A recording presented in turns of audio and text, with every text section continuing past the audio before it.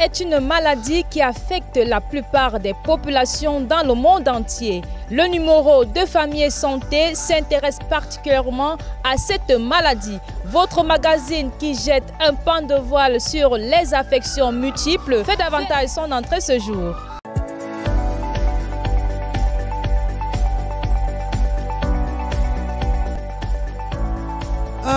Moi, je ne peux pas trop bien expliquer parce que je ne suis pas spécialiste dans la matière et surtout que dans mon entourage, il n'y a pas, enfin, mes gens ne souffrent pas de cette maladie.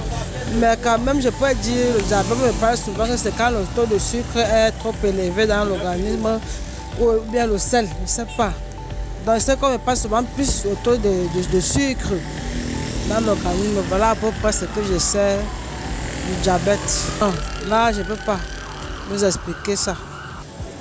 Puisqu'on entend seulement parler que tu as le diabète, mais vous ne pouvez pas savoir comment elle a fait pour détecter, puisque moi je n'en souffre pas.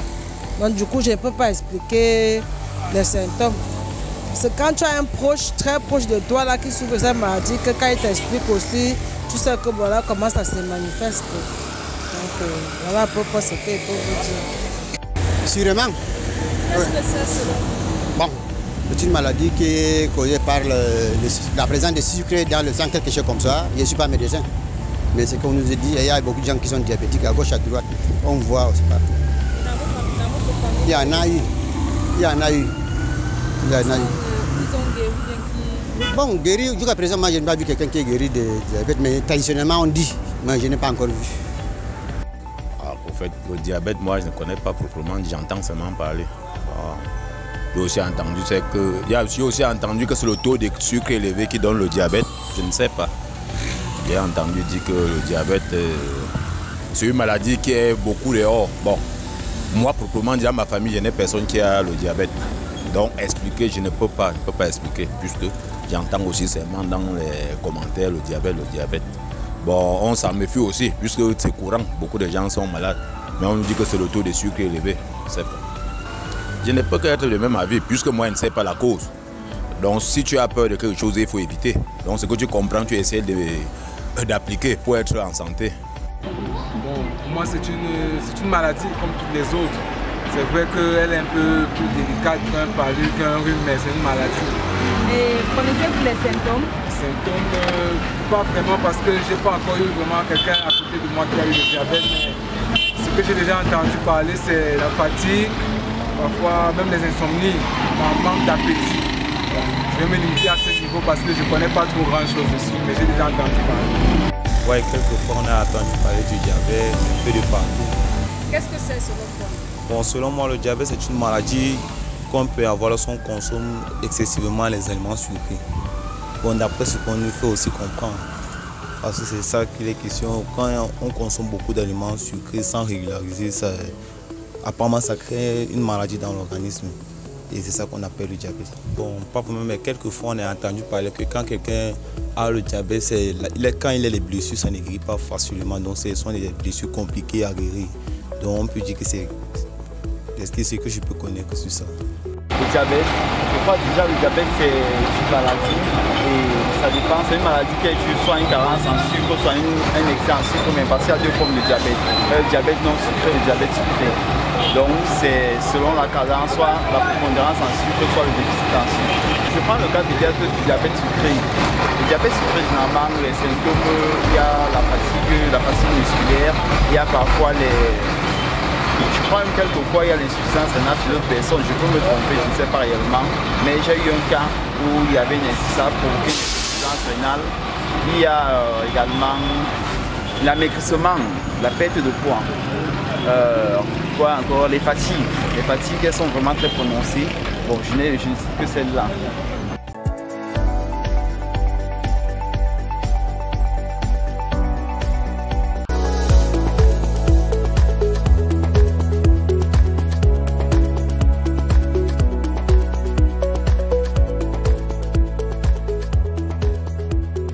Facteurs, symptômes, conséquences, causes, traitement, prévention ou encore même prise en charge. Nous voyons cela avec le docteur Raphaël Bonnier pour plus d'explications sur le diabète.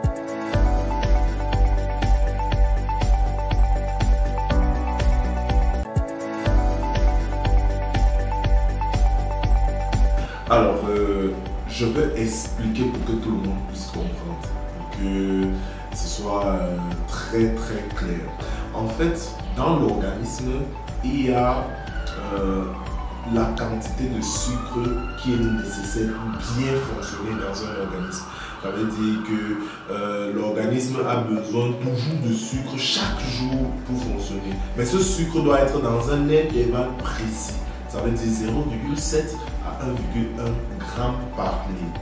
Alors, lorsqu'on mange, le sucre monte trop dans le sang, mais il y a un système qui baisse le sucre. Après 4 heures, le sucre revient dans cet intervalle.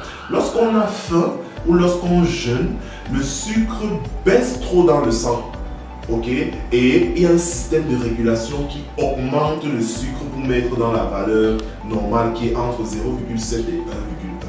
Maintenant, lorsque ce système de régulation n'arrive plus à bien fonctionner, on dit que vous êtes diabétique. Ça veut dire que le sucre monte lorsque vous mangez, mais il n'arrive plus à bien redescendre. Ça veut dire que le système qui faisait redescendre le sucre n'arrive pas à bien redescendre ce sucre-là. Et généralement, lorsque ce système est défaillant, il n'y a pas un moyen de l'arranger complètement. Il y a juste un moyen de le fortifier par plusieurs méthodes. Donc c'est ça qu'on appelle le diabète. C'est ce système qui faisait son rôle de régulateur qui n'arrive plus à bien réguler le sucre. Normalement, le diabète n'a pas de symptômes. Donc classiquement, il n'y a pas de symptôme de la maladie. Lorsque la maladie est avancée, il y a des symptômes, des complications. Ça veut dire, lorsque le taux de sucre s'élève trop dans le sang, il commence à passer dans les urines et vous commencez à pisser beaucoup. C'est le premier signe. Vous pissez beaucoup, vous avez beaucoup soif, vous mangez beaucoup. Ok? Donc ça, c'est globalement, c'est un signe. Le diabète peut se révéler par des complications graves. Des comas par exemple, ok? Vous voyez un patient, il s'écroule, il tombe dans le coma et on se rend compte que en fait c'est un coma diabétique. Quand le diabète s'installe, pendant 5 ou 10 ans, vous n'avez aucun symptôme. Par contre, pendant cette période-là, le diabète fait des dégâts, ok? Et le diabète commence vraiment à se manifester lorsque la maladie est déjà bien avancée, lorsque la quantité de sucre est déjà très élevée. Des patients qui peuvent arriver, qui mangent beaucoup également. Ok, ils mangent beaucoup, ils ont beaucoup soif, ils ont beaucoup faim et ils pissent beaucoup. En général, voilà les premiers symptômes, généralement du diabète. Donc, toutes les personnes qui ont souvent la gorge sèche, qui ont beaucoup soif ou bien qui pissent beaucoup, il faut absolument faire le test. Globalement, il y a plusieurs sous-types et tout, mais il y a 2 types de diabète globalement. Le premier, c'est ce qu'on appelle le diabète du type 1. C'est un diabète qui fait en sorte qu'il y a des gens qui n'ont même pas ce système de régulation. Donc le système de régulation n'existe pas. Il est totalement détruit, ok? Et c'est généralement ce qu'on appelle les maladies auto-immunes. Et ça se déclare plus chez les enfants, ok? Chez les enfants de très bas âge et qui vont s'injecter de l'insuline toute leur vie. C'est que le diabète de type 1, c'est la disparition totale du système de régulation du sucre. Donc, il n'y a plus de système. Par contre, il y a ce qu'on appelle le diabète du type 2. Et c'est le diabète le plus fréquent. 95% des diabétiques, c'est le diabète de type 2. Ça attrape l'individu à l'âge adulte. Et c'est vraiment ce système de régulation qui est détruit. Et qui se détruit progressivement parce qu'on ne s'alimente pas bien, peut-être parce qu'il y avait des diabétiques dans la famille, peut-être parce qu'on ne fait pas assez d'activités sportives, peut-être parce qu'on est sédentaire.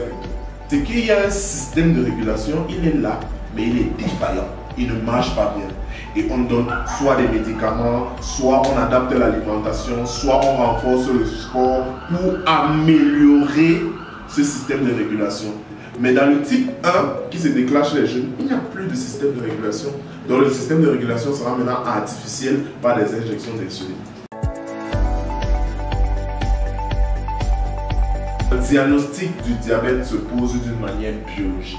Ça veut dire qu'on va tester le sucre de la personne et on va voir si son système de régulation n'arrive pas toujours à réduire le sucre dans l'intervalle. Il faut savoir que lorsque vous mangez, après 4 heures de temps, votre système qui régule le sucre doit déjà faire son job d'une manière totale. Et faire son job, c'est remettre le taux de sucre de 0,7 à 1,1. Le diabétique n'arrive pas à réguler ça et il est à plus de 1,26. Donc vous mangez, après 4 heures de temps, vous êtes toujours à plus de 1,26 au lieu d'être entre 0,7 et 1,1. Le système de régulation ne fait pas correctement son job. Donc, on déclare que vous êtes diabétique directement avec la quantité de sucre. On peut peut-être se rassurer en contrôlant à 2 reprises, mais déjà une reprise, ça va. Ok, est-ce que le fait de... Alors, il n'y a aucune cause déjà établie à ce jour, mais on remarque que dans une certaine population, il y a des facteurs qui augmentent la probabilité. Ça veut dire qu'il y a des éléments qui permettent de dire voilà, vous êtes beaucoup plus disposé ou prédisposé à avoir le diabète qu'une autre personne. Mais il n'y a aucune cause. Quels sont ces éléments? Le premier élément, c'est le surpoids ou bien l'obésité. Okay? Le deuxième élément, c'est les antécédents familiaux. Lorsque vous avez un père ou une mère, ou un grand-père, une grand-mère ou un oncle diabétique, vous êtes prédisposé à développer le diabète. Le troisième élément, c'est l'alimentation.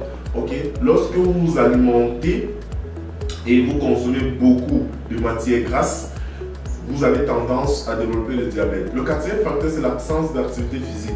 Si vous n'êtes pas, si vous ne faites pas le sport régulièrement, vous n'aurez pas la capacité de brûler des matières grasses et le diabète apparaît dans ces circonstances. Donc, c'est vraiment des facteurs de risque. Et le diabète de type 2, par exemple, pour les âgés, plus l'âge avance, plus on est à risque de développer le diabète. Mais je tiens à souligner que vous pouvez ne rien avoir comme facteur de risque et vous développez le diabète. C'est pour ça que je dis que la cause en elle-même, la cause directe n'est pas vraiment établie. Les conséquences mortelles du diabète.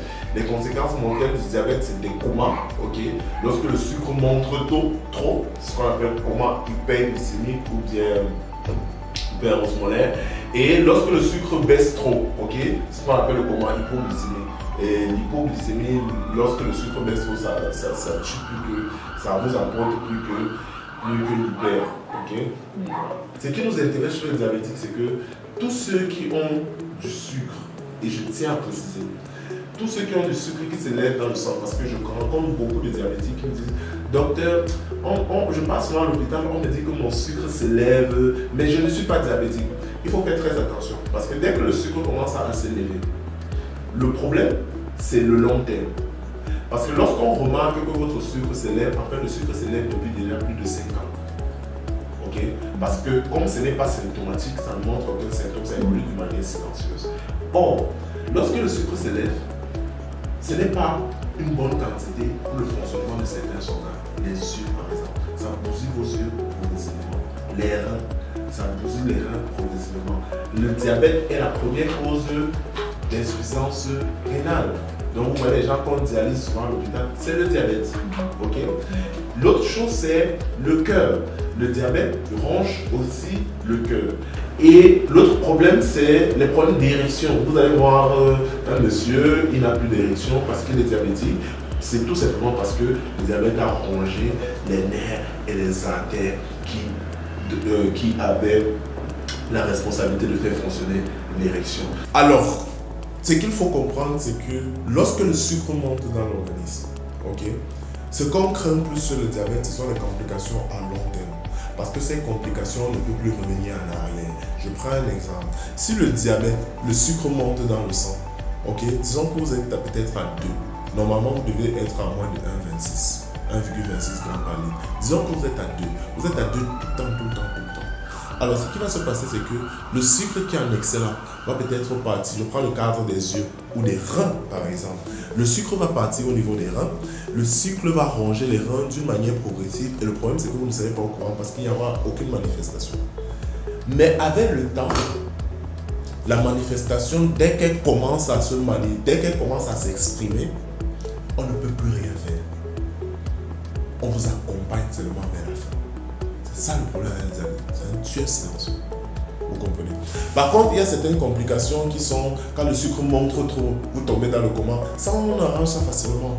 Quand le sucre baisse, vous êtes en hypoglycémie. Ça, on arrange ça facilement avec le sucre. Mais il faut que les patients sachent parce que l'hypo peut rapidement vous emporter plus que l'hyper. Ok? Donc, le diabète provoque des AVC. Le diabète ronge les pieds. Vous voyez certaines patients, certaines personnes qui ont des pieds amputés. C'est le diabète. Ok? Le diabète crée des problèmes au niveau de la digestion. Okay? Il y a certains patients qui développent un mal d'estomac, qui développent le ventre qui est ballonné parce qu'ils n'arrivent pas à bien assimiler les repas. Le diabète crée, n'est-ce pas, chez certains patients, des atteintes des nerfs. Vous allez voir certains patients qui disent le bas des pieds chauve, les mains fourmies et tout. Ça, ce sont les conséquences du diabète. Et quand ça commence, fatalement, on ne peut pas rentrer en arrière. C'est pour ça que lorsque vous êtes diabétique, on prend directement des mesures pour ne pas atteindre ces complications. Donc voilà, grosso modo, les complications à long terme du diabète. Et c'est pour ça qu'on lutte, on stabilise à tout prix, ok, le diabète. En cas de crise, en fait, le diabétique doit toujours marcher avec le sucre sur lui. Et le diabétique doit connaître les signes d'hypoglycémie. Okay, qui sont les tremblements, la sueur, palpitations, maux de tête, vertige, sensation de flou visuel et tout. Donc ce sont des signes qui alertent le patient, il a moins de sucre. Okay? Et parce que s'il est sous traitement et qu'il ne s'est pas alimenté, vous voyez que la glycémie peut baisser et puis il a ses signes. Maintenant, s'il ne prend pas bien son traitement, et où il a une infection, la glycémie peut monter, ok? Et lorsque la glycémie monte et qu'il tombe dans le coma, il ne peut rien faire, il faut juste qu'une tierce personne l'amène à l'hôpital. La prise en charge consiste en quoi? La prise en charge consiste tout simplement à aider à améliorer le système de régulation pour qu'il puisse baisser le sucre, ok? La première chose que les gens doivent savoir, c'est que lorsqu'on donne un médicament pour le patient diabétique, le médicament ne part pas baisser le sucre, le médicament part aider le système qui baisse le sucre et le sucre baisse. C'est lorsqu'on pique peut-être, on s'injecte de l'insuline, que l'insuline baisse directement le sucre. Okay? Donc on a 3 armes aujourd'hui pour bagarrer, pour améliorer le système de régulation. On a 3 armes. Et aujourd'hui, ce qui est triste, c'est qu'on s'intéresse seulement à la 3e arme, qui est les médicaments, parce que c'est facile à prendre. La première arme, c'est l'activité physique. Une activité physique régulière améliore le système de régulation, le rend plus performant. Okay? Deuxième chose, c'est comment s'alimenter. Il faut avoir une éducation sur l'alimentation. Et aujourd'hui, dans les hôpitaux, c'est très difficile d'éduquer un patient sur l'alimentation. Même chez le nutritionniste, ce n'est pas évident. Parce que ce qui marche, c'est juste de donner des fiches à des patients et de donner certaines recettes, de faire certaines explications. Mais l'éducation alimentaire va au-delà de ça. Il faut connaître ce qui est dans les aliments qu'on mange.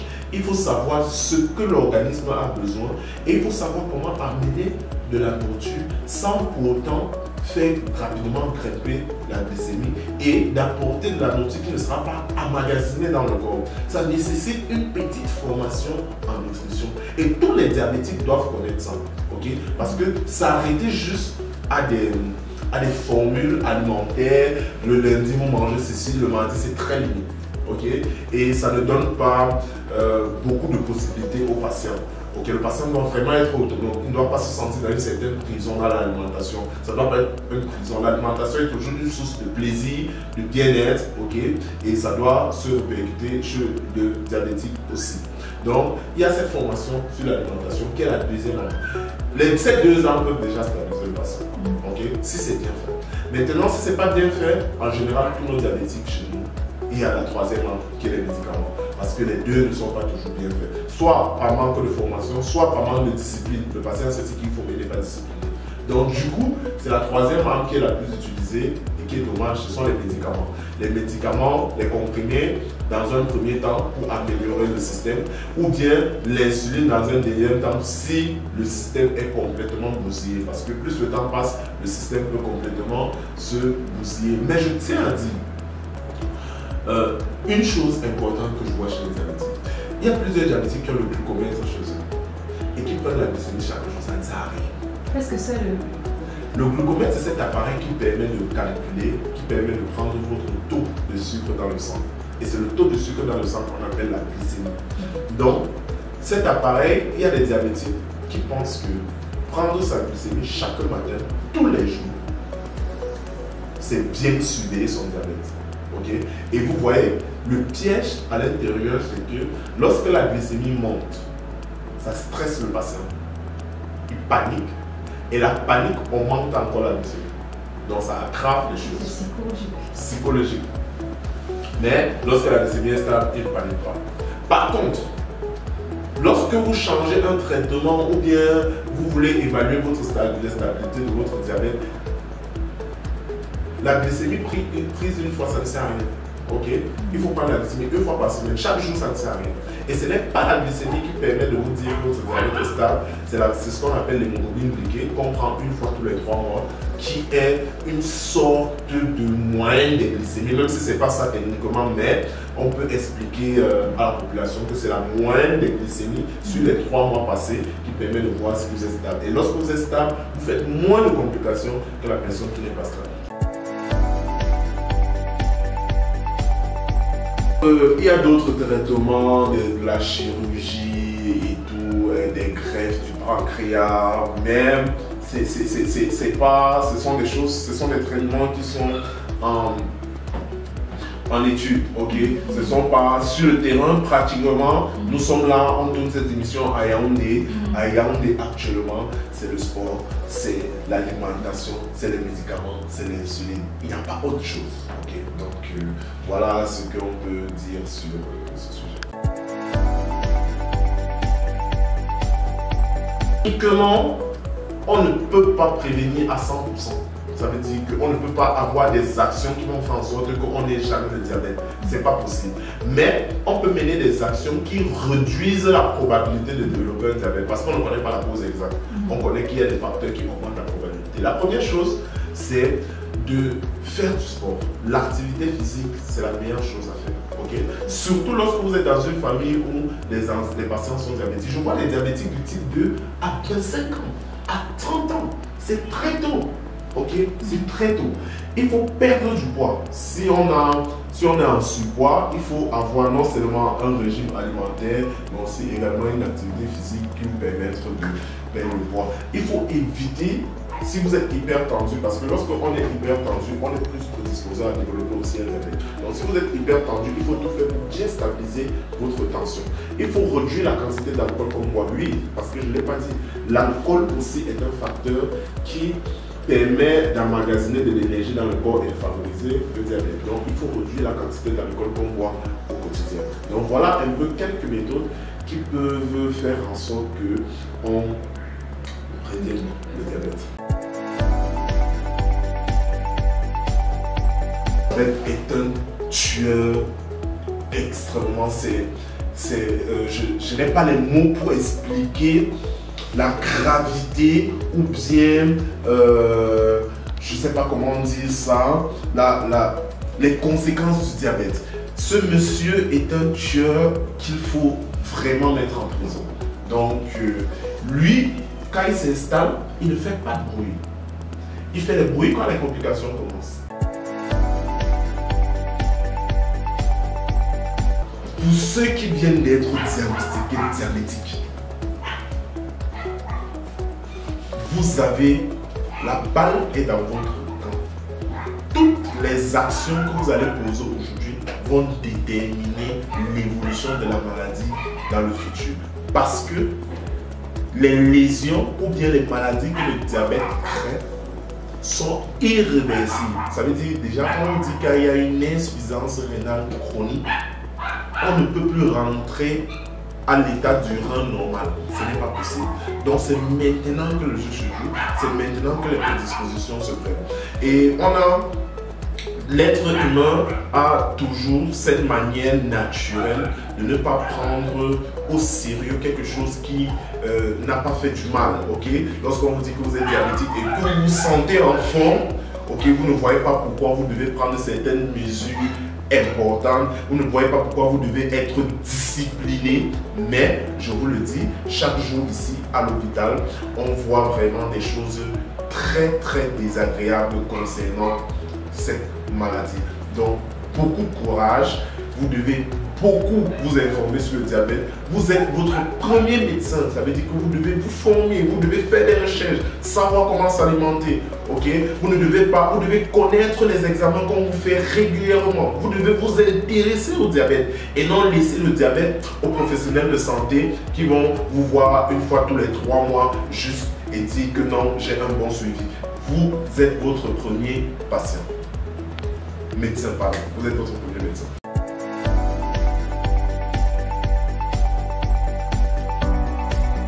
Première pandémie de maladies non contagieuses, le diabète est l'un des principaux tueurs au monde selon l'Organisation mondiale de la santé, OMS. Cette maladie constitue un problème de santé publique majeur. En 2019, le diabète affectait plus de 463 millions de personnes dans le monde, 537 millions en 2021. De plus, 6,7 millions de personnes sont décédées en raison de leur diabète, soit une augmentation de 2,5 millions par rapport à 2019. En 2021, 81% d'adultes diabétiques vivent dans des pays à revenus faibles ou intermédiaires contre 79% en 2019. Les prévisions actuelles de la Fédération internationale du diabète et de l'OMS annoncent 643 millions de patients diabétiques pour 2030 et 784 millions pour 2045. Maladie qui concerne chaque famille, plus de 400 millions de personnes dans le monde vivent avec le diabète. Le nombre de cas de cette maladie chronique a quadruplé depuis 1990. L'Organisation mondiale de la santé OMS signale qu'au-delà du fardeau économique qu'il représente pour le secteur de la santé et de l'économie nationale, le diabète pèse lourdement sur les diabétiques et leurs familles suite aux pertes de revenus familiales liées à une invalidité ou encore à un décès prématuré.